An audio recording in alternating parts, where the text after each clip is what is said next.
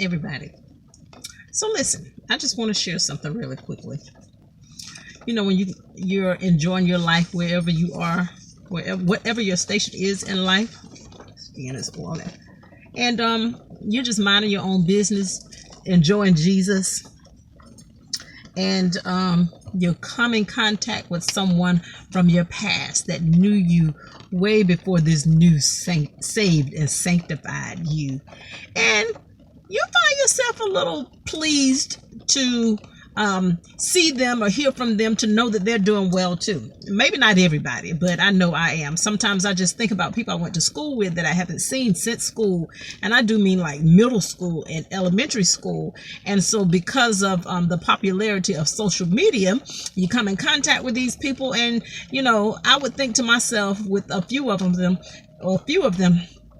I'm so glad to know that they are yet still alive and doing well, this, that, and the other.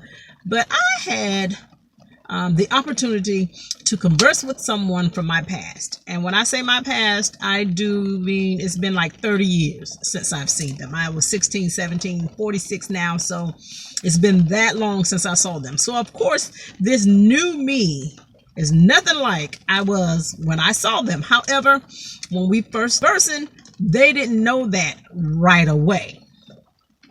After we got past the pleasantries and all of that, they happened to say, well, you know what, there's something about you that's different.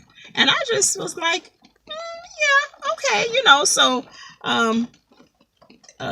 somehow I put in the information that I was saved, or that I'm saved. You know, I didn't use the terms I'm a new creature, but that I'm saved. I'm a believer.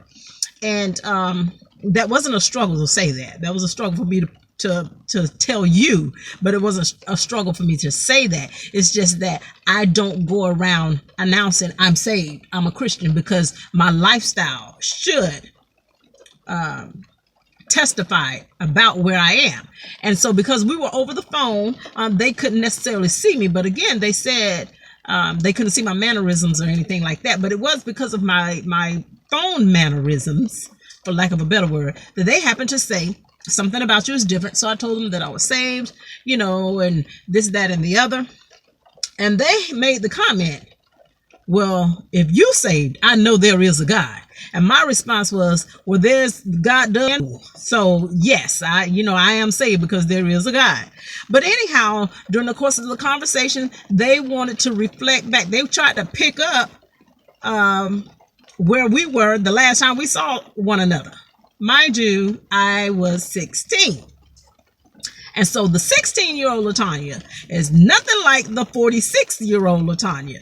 And I chuckled here and there off of a couple of things. And then after a while, something wasn't settling in my spirit where this conversation was going. And you have to be mindful about people that want to bring up your past, particularly when you're dealing with the opposite sex, because they may be trying to see where they can weave themselves in, if they can get in, you know, if you really are this changed and new creature that the word says that we are. And so I had to interject right quick and say that was then, this is now. I didn't say it ugly.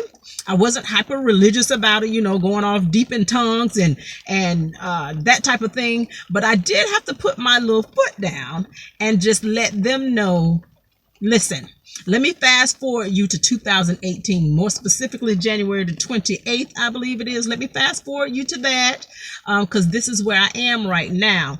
And they somewhat made jokes about it, but when they saw that I was serious, the conversation changed. Their attitude changed.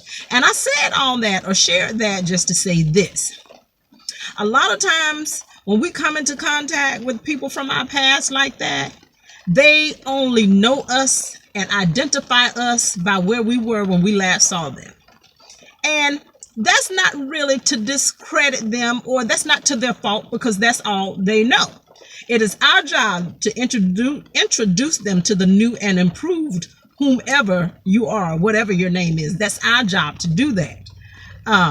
But we do have every right and a responsibility not to allow people to address us by our sin. I'm not who I was. I'm not who I did. You cannot address me by that, what my name is, thus and such. So for this conversation, my name is LaTanya because they knew me by some other name, or they didn't pronounce my name correctly. And so I had to start all over and reintroduce them to who I am right now. And this is where I am and what I do. Again, when you're dealing with people in person, when you make personal contact, we don't have to necessarily go around saying, well, I'm a Christian, I'm a believer, because you know what? Out of the depth of your heart, your mouth will speak, your speech will betray you. And so your life, the life that you're living, how you present yourself, that should be a testimony. That in itself should be a testimony. It should be, it should speak for you. And so I just wanted to encourage people who come in contact with folk from their past, that whether it was 30 years ago, 15 years ago, it really doesn't matter. But when people try to identify you by what you used to do and who you used to be, it is our job, however you choose to do it. But know this, we don't have to be aggressive.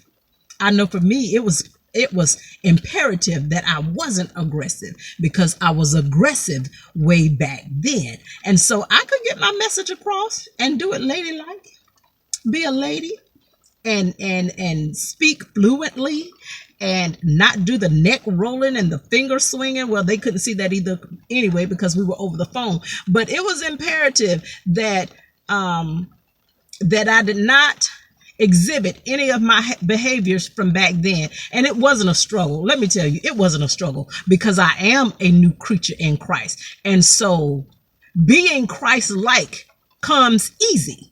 That came easy.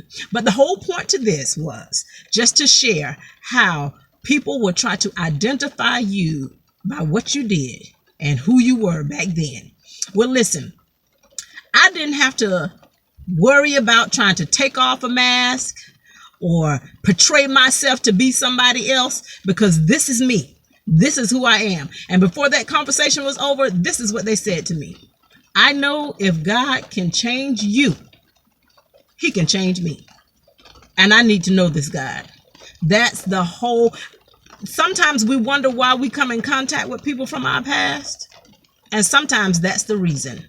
If they're yet still in the dark, then our job is to be a light. We don't have to make ourselves big. We don't have to brag on us and what we're doing and where we are and our station in life. Our job is to be witnesses and to glorify this God that has come in and changed our heart from a heart of stone and given us a heart of flesh, and renewed our minds. Our conversation has changed. Our talk has changed. Our way of living has changed. That's all we have to do. You don't have to fake and pretend and think. It just is. When you are living the life, it just is. And so I thank God for this opportunity. I would have never thought to speak with this person again. And again, it started off a little shaky. But the end result was this person said to me, because we got off of that and we started talking about other things, just family and things like that. But before the conversation ended, they said, if God can change you, and I believe he have, because it's just, you're not even the same person I knew back then. Duh, of course not.